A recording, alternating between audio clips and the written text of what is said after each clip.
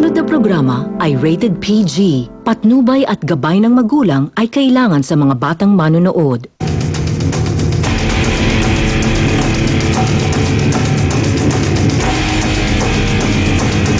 Magandang hapon mga kapatid, ito ang inyong Tol Erwin, suntukan na lang! Hoy! Ito ang hamon ni Senadora Miriam Santiago sa mga nananawagan na mag-resign na siya sa Senado dahil papasok na siya sa International Court. Ma'am, hinay-hinay lang po. Maniwala kayo sa kasabihang, you cannot put a good man down. Ayun naman pala. Ako naman po si Tol Rafi, dito rin Tol. Hinahamon natin ang mga tiwalay at kriminal. Hinahamon namin kayo na magbagong buhay na. Kasi naman doon sa programang ito, ginagamit namin aming kabao! Pagbubukas ng pinto ng serbisyo publiko. Eto na, kakatok na ang balitaan at tuloy-tuloy pa rin ang bakbakan! Narito naman ang mga reklamong dapat aksyonan ngayong Huwebes. Butas-butas na bubong ng palengke ng Santa Ana, Maynila na perwisyo sa mga nagtitinda at mamimili. Inaksyonan ng T3. Lantarang bentahan ng alak at sigarilyo sa mga estudyante kahit oras ng klase. Hit na hit dito, laklak doon. Paano ba naman ang tindahan? Isang tumbling lang mula sa eskwelahan.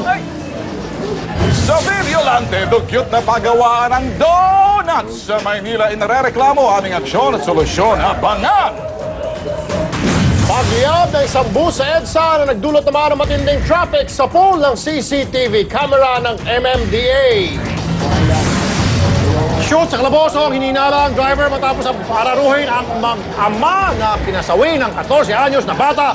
Nagtangka para umiskapo ng senglot ng driver.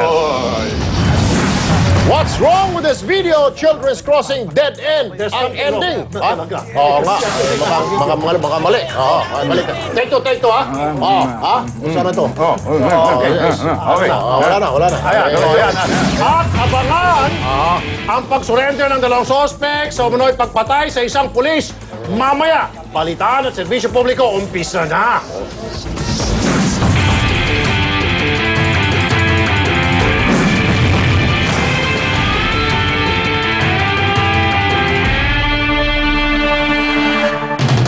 Wala sila dito sa mga oras kung may snow.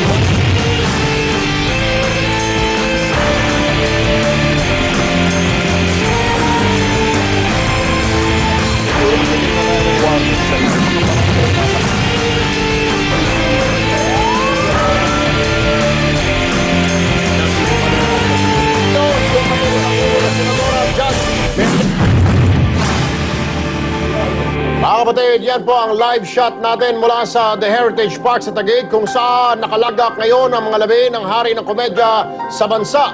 Dumating na po si Pangulong Noynoy Aquino para makiramay sa pamilya Quezon. Mamayang alas 8 ng gabi po ay may pamisang TV5 para sa kapatid naming at idol na si Dolphy. Sa mga gusto po makiramay, bukas po ang public viewing mula alas 8 ng umaga hanggang alas 3 ng hapon hanggang sa Sabado po ito. Diretso naman tayo sa balitaan, mga tol. Isang kainan malapit sa isang universidad at patok na patok sa mga estudyante. May special order kasi silang hinahain para sa mga mag-aaral. Ano yun? Alak, pulutan at yosi. Kaya mga magulang na pinaghirapan ang allowance ng kanilang mga anak, humingi na ng saklolo sa atin. Isang sumbong ang nakarating sa T3. Isang kainan daw malapit sa isang sikat na paaralan sa Mandaluyong. Ang lantarang nagbebenta ng alak at sigarilyo sa mga estudyante sa oras ng klase. Marami pong estudyanteng pumupunta sa Jack Leos upang doon po sila uminom. Sa palagay ko nga po, di na po sila pumapasok eh. Nag-uumpisa po yung inuman doon, mga 12 p.m. Dahil sa sumbong na ito, agad namin pinunta ng kainan. Ilang metro lang ang layo nito sa Jose Rizal University. Pagpasok ng kainan, patok na patok talaga ito sa mga estudyante. Ano kayong special order dito? Aba, ang sarap niyang poya! Serbesa with matching pulutan at sigarilyo na panghimagas. Solve na sa bantanghalian, oh! Pero, teka muna! Ano itong nakapaskil na ito? Bawal ang mga alak at sigarilyo sa mga menor de edad at mga estudyanteng naka-uniform. Yan ang nagagawa ng school vocal. Pati pagpapasa, naloko na. At ano ito? Ang pagbubulakbol ng mga estudyante sa tapat pa mismo ng barangay hall. Dahil sa aming nakita, agad namin itong inilapit sa Business Permit and Licensing Department ng Mandaluyong City Hall. Ikinasa ang isang inspeksyon kasamang Anti-Vice Division ng Mandaluyong City. Agad kami nagtungo sa lugar at huli sa akto mga estudyante na nagiinuman. Nako, mga itoy, mga neneng, alam ba ito ng mga magulang nyo? Nang harapin ng mga otoridad ang may-ari ng kainan na si Ginoong Jose Canonizado, nagawa pa niyang pagtakpan ang bisyo ng mga mag-aaral. Kasi kumakain mo. Gusto kumakain sila. Eh tayo naman, ano ka ba? Nagkalat po ang ebidensya sa lamesa. They must be well lighted. Bilang business owner, dapat meron silang social responsibility. Nakita naman natin, puro estudyante nandito. In-order mo nang mag-stop sila ng operation verbally at pinamomonitor nga natin sa mga kasama nating barangay at ang ating anti-vice. Tandaan, ang kabataan, ang pag-asa ng bayan. Huwag naman natin silang iligaw ng landas para lamang kumita ang inyong negosyo. Patuloy po namin sinusurveillance sa mga gilid ng mga eskwelahan, pati mga dugyot na mga negosyo. Kaya babalao sa inyo, iwasan nyo na yung mga katarantaduhan na yan. Samantala, ang inireklamo sa atin na wasak-wasak na bubong sa Santa Ana Public Market ay pinangakuan ng pamunuan na ayusin agad. Abay, matapos ang 2 linggo, may tulo pa rin. Ang bubong po ang inyong ipako, huwag ang inyong pangako. Isang sumbong ang umabot sa T3. Ang public market daw kasi sa Santa Ana, Maynila, butas-butas na ang bubungan. Yung bubong, napakalaki na ng butas niya. Lahat ng mga halos lahat ng mga namimili, nadudulas. Ayon pa kay Aling Luisa, 2 taon na ring sira ito. Delikado raw ang ganitong sitwasyon tuwing tag-ulan. Nakakatakot kasi. Mamaya, siyempre, concerned kami, mamimili. Mamaya, madulas kami dyan, maaksidente. Hihintayin mo pa bang meron maaksidente, di ba? Bago umaksyon. Sa aming pagbisita sa naturang palengke, nakita namin kung gaano nga katindi ang sira. Paliwanag naman ng pamunuan ng Santa Ana Public Market. Hindi naman sa mga mamimili. Pupunta na lang po kami kay... Sabi mo na pupunta. Sasabihin Ay, sige, namin bigay kung ko ano po po sa inyo. yung magiging... Pag nag-usapan namin, sasabihin din namin na may willing na tumulong sa amin. Pagkalipas ng 2 linggo, muli naming pinuntahan ng nasabing palengke. Tinapala na nga ang ibang parte ng bubungan pero hindi pa rin natatapos ang pagre-repair. Pero pinagbawalan na kaming lumapit sa palengke. Siguro basta gagawin ka agad. Ayusin ka. Oo, kasi hindi namin pwedeng pa-videohan niya kasi hindi alam ng hepe namin. Sa pamunuan ng Manila City Hall at ng Santa Ana Market, huwag na kayong magbigay ng dahilan para hindi nyo agad maaksyonan ng bawat problema sa inyong lugar. Dahil dito sa T3, ang kailangan ay agarang solusyon at hindi puro paliwanag lang at satsat. Masabi niya ayaw namin sa T3 ng mga gunat-sinanggon trabaho. Trabaho. Eh, bawal daw kunan kasi hindi alam ng hepe.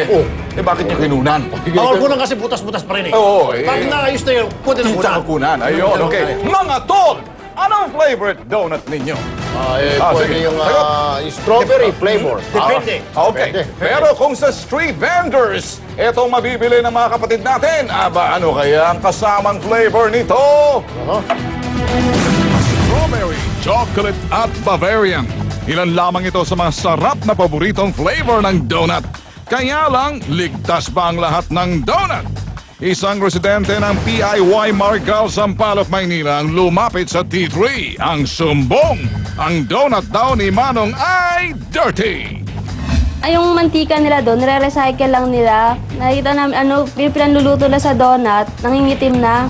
Yung mga empleyado nila, nakahubad, tapos yung mga gamit nila, saan na nakalapag.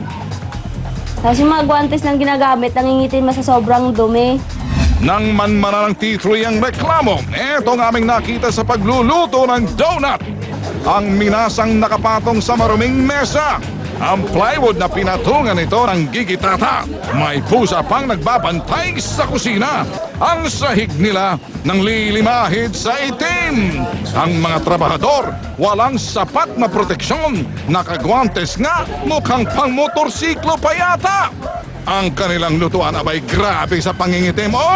Ang stick na panghalo, kadiri! Ang pansala ng lutong donut, may bonus kang tetano sa kalawang. Eto pa, ang plastic tray na lagyan ng donut sa sahig lang nakaimbak. Naalala niyo ba ang sahig na ito? Sa kabila nito, nakuha pang magpaskil ang may-ari ng babalang. Pero bakit po ganitong inyong donatan? Dahil sa aming nakunan, inilapit namin ito sa Department of Sanitation ng Maynila. Pagdating namin sa pagawaan, Mag-i-inspect lang po kami. Pwede po, maaari po, bumalik na lang po kayo kasi wala pa yung may-ari. Actually, ma'am, sa po itong operation. Wala pa yung may-ari. ilang minuto kaming pinaghintay ng trabahador at nang pinapasok na ang grupo, abay, sinubukan pang linisin ang maruming ebidensya. Pero hindi sinungaling ang kamera. Kaya ang grado ng paggawa ng donut, bokya.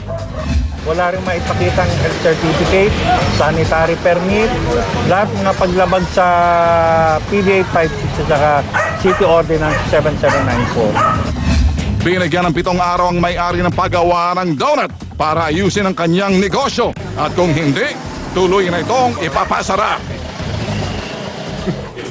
Kung meron kayong makitang katiwalian maling sistema sa mga problema sa lansangan na hindi na-actionan, padala nyo lang sa aming email at gmailvigilante.com. Magmasid, makialam, maging Vigilante. Para sa inyong mga problemang legal, isang dahil na lang, Attorney on Call. Kasama natin dyan si Attorney Mel Santa Maria. Puntahan na natin siya, Attorney. Maraming salamat sa iyo, Rapi. Si Alfonso, habang nagsisiman, niloko ni Mrs. at binenta lahat ng ari-arian. Gusto niyang mabigyan ng payo tungkol sa ano ang gagawin niya. Si Lay naman o si Wilfredo, ex-kagawad na hinaharas dahil sa kanyang gender. Ano ang dapat gawin? Mamaya papayuhan natin sila kung ano ang kanilang gagawin. Balik muna sa inyo. Okay, maraming salamat po, Attorney Mel Santa Maria. Babalik po kami mamaya sa inyo. Susunod at sa T3, 2 suspect sa umunoy pagpatay ng isang pulis sa Cavite. Sumuko sa T3, abangan nyo yan. Hindi ito eksena sa pelikula. Talagang umuusok ang bus na ito at tuloy ang nasunog sa EDSA. Abangan! At ang inaabangan ninyong what's wrong with this video, nako! Matatawang mainis naman po kayo rito.